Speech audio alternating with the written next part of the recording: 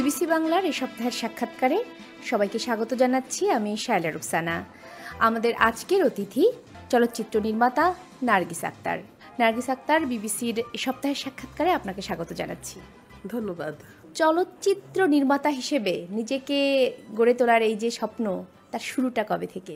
আমার basic discipline হচ্ছে social welfare. Dhaka university থেকে আমি পাশ করেছি। ওখানে একটা সাবজেক্ট ছিল visual media for communication. Visual media কিভাবে জনগণকে যোগাযোগ করা যায় এবং তাদেরকে বিভিন্ন ডেভেলপমেন্ট মেসেজগুলো কনভে করা যায়। এই চিন্তাটা থেকেই আমি তখন থেকে ডকুমেন্টারিজ তৈরি করতাম বিভিন্ন ইস্যুর উপরে। এরপরে আস্তে আস্তে বিভিন্ন এনজিওর সাথেও তাদের ডকুমেন্টারিগুলো আমি তৈরি করতাম। তখন হঠাৎ আমার মাথায় আসলো যে বড় পর্দায় যদি আমি এমন কিছু নির্মাণ করি যেটা আপামর জনসাধারণের বিনোদনের মাধ্যম হিসেবে এখনও স্বীকৃত, এই চিন্তাটা মাথায় রেখে আমি প্রথম মেঘলা আকাশ নির্মাণ করি HIV/AIDS প্রিভেনশন অ্যান্ড কন্ট্রোলের উপরে। সোশ্যাল ওয়েলফেয়ারে পড়াশোনা করে আপনি খুব ভালো রেজাল্টও করেছিলেন, যেটা বলছিলেন বিশ্ববিদ্যালয়ে। সেখান থেকে চলচ্চিত্র নির্মাণ মানে কতটা স্ট্রাগল আপনাকে করতে হয়েছে? যেহেতু আমি যতটুকু জানি আপনি কিন্তু সরাসরি নির্মাতা হিসেবে কাজ শুরু করেছেন, কারো সহকারী হিসেবেও ছিলেন না। হ্যাঁ, প্রপার ট্রেনিং নিয়ে টেকনিক্যালি নো হাউ হয়েই আমি এসছি, যার জন্য আমাকে কারো অ্যাসিস্ট্যান্স নিতে হয়নি। তো হয় কি, একটা ডিরেক্টর যখন প্রতিটা সেক্টরেই মোটামুটি নলেজ নিয়ে আসে, তখন তার জন্য অ্যাকচুয়ালি টিম বিল্ড আপ করা বলেন বা টোটাল কৌশলটাকে ডমিনেট করতে সুবিধা হয়।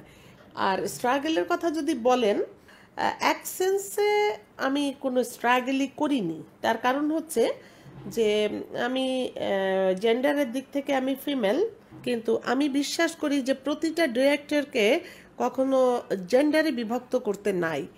ডিরেক্টর সে যে মেধা পুরুষ ডিরেক্টর খাটান এবং যে কায়িক পরিশ্রমটা তিনি করেন, ফিজিক্যাল লেবার, ঠিক মহিলা ডিরেক্টর হিসেবেও কিন্তু সেটাই আমি করছি।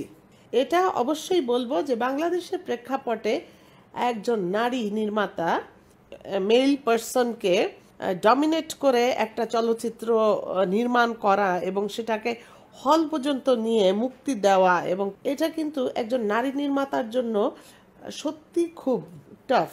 আরেকটি প্রসঙ্গ আছে যে চলচ্চিত্র তো আসলে পুরোটা টিম ওয়ার্ক, এবং সেখানে ধরুন বিনিয়োগের একটা বড় ব্যাপার আছে।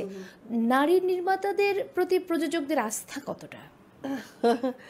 এটা বলতে গেলে নারীদেরকে আমরা এখনো কি সেরকম ভাবে ক্যাপাবল মনে করি?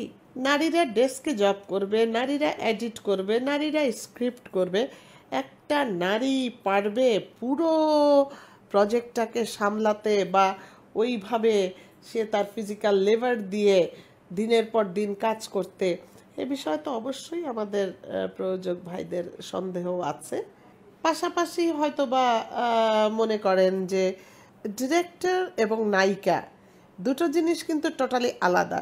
আমাদের প্রযোজকদের সেই চিন্তা এবং সেই দৃষ্টিভঙ্গির, আপনার চলচ্চিত্রে আপনি একটু বিদেশি অভিনেতা অভিনেত্রীদেরকে অনেক সময় প্রাধান্য দিয়ে থাকেন। আপনার প্রথম যে চলচ্চিত্র মেঘলা আকাশ, সেখানে আপনি শাবানা আজমির মতো বিখ্যাত অভিনেত্রীকে নিয়ে এসেছেন, আইয়ুব খান এসেছিলেন।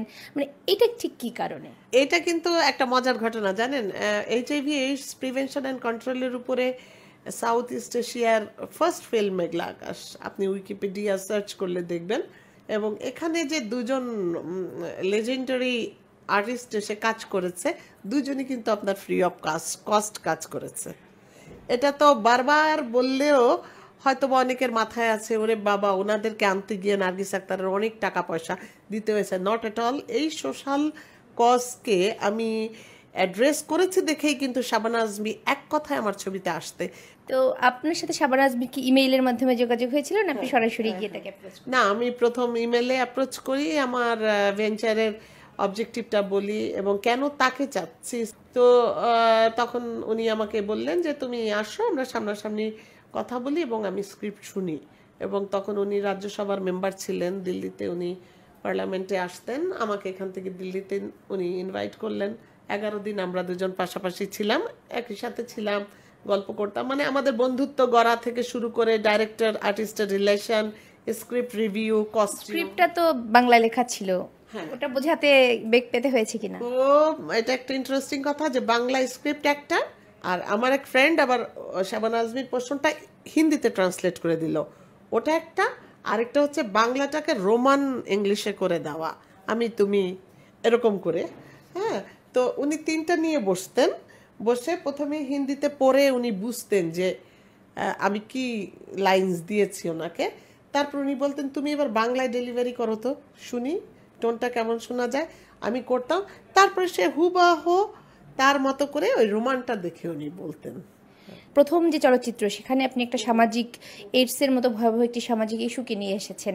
এর পরের যেসব চলচ্চিত্র আপনি বানিয়েছেন, এসব চলচ্চিত্রেও কি সে ধরনের মেসেজ ছিল? হ্যাঁ, 400 দিনের ঘর ছবিটা হয়েছে কথাশিল্পী সেলিনা হোসেনের হৃদয় ও শ্রমের সংসার অবলম্বনে। ওখানে একটা বিশাল বড় মেসেজ ছিল এবং ওটা কমার্শিয়ালি এত সুপার ডুপার হিট ছিল একটা, এই মুভিটা স্টিল আপনি দেখবেন যে প্রতিদিনই টেলিভিশনের কোনো না কোনো চ্যানেলে এটা আছেই। আপনি তো প্রখ্যাত নাট্যকার সেলিম আল দীনের জয়বতী কন্যার মন, যেটি অসংখ্যবার মঞ্চস্থ হয়েছে, সেটি আপনি চলচ্চিত্র নির্মাণের কাজ করছেন এবং অনুদান ভিত্তিক একটি চলচ্চিত্র আপনি নির্মাণ করছেন। অনুদানের চলচ্চিত্র হিসেবে এটার ক্যানভাসটা একটু বেশি।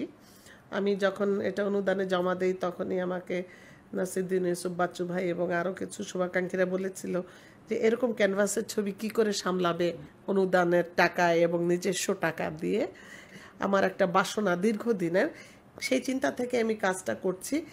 যাকে আমি অ্যাপ্রোচ করছি তার রিপ্লাইটা এরকম হচ্ছে যে সেলিম আল দীনের গল্প, এটা তো আর্ট ফিল্ম হবে, আমি লগ্নি করে লাভ কি। তাহলে এই যে আপনি বলছিলেন যে মানে আর্ট ফিল্ম হয়ে যাবে, সেজন্য যে একটা পৃষ্ঠপোষকতার মানসিকতা নেই, তাহলে কি এই ধরনের বলা যায় যে এই ধরনের কাজে, শৈল্পিক কাজ তৈরিতে লোকজনের অনীহা তৈরি হচ্ছে? খুবই খুবই এখন প্রযোজক বা এই ধরনের যারা লগ্নি করছে তাদের কাছে অ্যাপ্রোচ করলে প্রথমে জিজ্ঞেস করে কত বাজেটের ফিল্ম, কত টাকা উঠে আসবে। একবারও চিন্তা করে না যে এটা একটা ভালো ফিল্ম হবে। এখন যারা ভালো মেকার তারা কিন্তু সব বসে আছে ভালো দিনের আশায়। মেকার যারা আপনার অল্প পয়সা নিয়ে বের হয়ে আসছে যে আমরা পারি, দেখাই দিব, আমরা ডিজিটালে ছবি, ক্যামেরা লো গ্রেডের ক্যামেরা ব্যবহার করছে। স্ক্রিপ্টিংও মনে হয় যে একটা নাটক, একটা টেলিফিল্মকে টেনে টেনে টেনে টেনে বড় করে কয়েকটা গান ঢুকিয়ে দেওয়া হয়েছে। তাহলে এই সব চলচ্চিত্রের যে দর্শক, আপনারা যাদের জন্য ছবি বানাচ্ছেন, তারা কারা? তারা কি প্রতারিত হচ্ছে নাকি তাদের চাহিদা মিটছে? হ্যাঁ, না না, তারা প্রতারিত হচ্ছে। এমন একটা দর্শক পেলাম না যে বের হয়ে বলে যে আজকে একটা ভালো ছবি দেখে আসলাম। একটা সময় বাংলাদেশের চলচ্চিত্রে ভারতীয়, বিশেষ করে কলকাতার থেকে, পশ্চিমবঙ্গ থেকে শিল্পীরা এসে অভিনয় করতেন। তারা বলতেন যে তোমাদের এখানে বিগ বাজেটের ছবি হচ্ছে, ভালো ভালো ছবি হচ্ছে। এখন দেখা যাচ্ছে উল্টোটা, বাংলাদেশ থেকে শিল্পীরা সেখানে যাচ্ছেন, অভিনয় করতে আগ্রহী হচ্ছেন। এতটা পার্থক্য হয়ে গেল কিভাবে? আমাদের মার্কেটে ঢোকার জন্য, আমাদের ছবি করার জন্য ওনাদের অনেক আগ্রহ ছিল, প্রডিউসার, ডিরেক্টর প্লাস হচ্ছে আর্টিস্টদের। আর এখন ওনাদের কোনো ছবি 10 কোটি টাকার নিচে না, যাকে যেখানে দরকার সেভাবে কাস্টিং করছে। আমাদের দেশে কি এগুলি হচ্ছে না। ম্যাক্সিমাম নতুন নায়িকা আসতেছে প্রডিউসারের রিকোয়েস্টে। এমন কিছু ডিরেক্টরও আছে যে তার ওই কথাটা বলারও কিন্তু সাহস নাই যে আপনি মেয়েটাকে নিতে বলছেন, এই গল্পে এই মেয়ে যায় না। যেটা আমার ক্ষেত্রে হয়েছে, এরকম করে আমি অনেক প্রডিউসার কিন্তু হারিয়েছি। কিছু প্রডিউসার আছে যাদের দৃষ্টিভঙ্গিটা যে ছবি ডিরেক্টরের, এই রেসপেক্টটা বর্তমানে নাই। এটা হয়ে গেছে এখন লগ্নিকারীদের মার্কেট। প্রডিউসারও বলবো না, কারণ প্রডিউসার হতে হলেও তো তাকে বিভিন্ন সেক্টরের উপরে দখলতা রাখতে হবে। এসব কারণে কি পরিচালকদের অনেক সময় কম্প্রোমাইজ করতে হয়? যেই নার্গিস আক্তার এইডসের মতো একটি সচেতনতামূলক বার্তা নিয়ে এসেছিলেন এত বড় পরিসরে ফিচার ফিল্মে, তিনি আবার ধরুন পুত্র এখন পয়সাওয়ালা বা পৌষ মাসের পীড়িত এরকম নাম দিয়ে ছবি করছেন, মানে এটা কি করতে বাধ্য হচ্ছেন আপনারা? আমার যে দুটো ছবির কথা আপনি বললেন, দুটো ছবি কিন্তু আপনার মানে বিগ বাজেট এবং প্রডিউসারদের 100% কোঅপারেশন নিয়ে করেছি। তো আর কি ধরনের কাজ আপনি সামনের দিনগুলোতে করতে চান?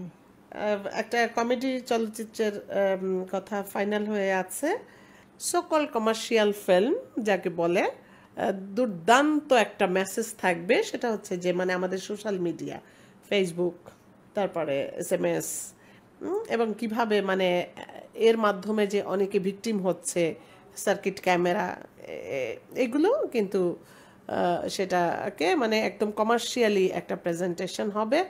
পরিবারে আপনার এই কাজটাকে কিভাবে পরিবার নিয়েছে? আমার এই ক্যারিয়ারের পেছনে আমার হাজবেন্ডের অনেক উৎসাহ ছিল। উনি আমার পড়াশোনার পাশাপাশি উনি আমাকে ফার্স্ট কোর্সে পাঠান এবং উনি বলছিলেন তখন যে একটা সময় তুমি দেখবা যে এই ধরনের মিডিয়া কতটা এফেক্টিভ ইয়ে হবে, ক্যারিয়ার হবে, এবং অনেকটা বলতে পারেন যে নন কনভেনশনাল শ্বশুরবাড়ি থেকে বের হয়ে হাজব্যান্ডের সাপোর্ট নিয়েই আমি ট্রেনিংগুলো করতে পারি। আমার ছেলেটাকে 2.5 বছর রেখে আমি কানাডায় চলে গেছিলাম। এখন চিন্তা করলে আমি খুব মিস করি যে আমার ছেলের যে শিশু অধিকার সেটা কিছুটা হলেও বোধহয় বঞ্চিত হয়েছে সে। আমি খুব মিস করি, মাঝে মাঝে এখনো আমি খুব কান্না করি। আমার ছেলে সেই দিনগুলো, সেই কথাগুলো আমাকে খুব নস্টালজিক করে দেয়। কিন্তু আমি যেটা করেছি মানে অ্যাজ এ মা হিসেবে, আমি কাজের বাইরে আমি পুরোটা সময় আমার ছেলেকে দিয়েছি। প্লাস আমি সবসময় অফিস কাম রেসিডেন্স মেনটেন করেছি, যে স্কুল থেকে এসেই দেখবে মা ঘরে। এখন ও বড় হয়ে গেছে, ইঞ্জিনিয়ার হয়েছে, ও বিয়ে করেছে, আর সবাই মানে আমার প্রফেশনকে তারা হাইলি রেসপেক্ট করে, প্লাস তারা প্রাউড ফিল করে। অনেক ধন্যবাদ নার্গিস আক্তার, বিবিসি বাংলাকে সময় দেওয়ার জন্য। আপনাকেও ধন্যবাদ। বিবিসিতে আমার কথাগুলো যারা শুনছেন, আমি সমস্ত শ্রোতাদেরকে আমার পক্ষ থেকে ধন্যবাদ জানাচ্ছি।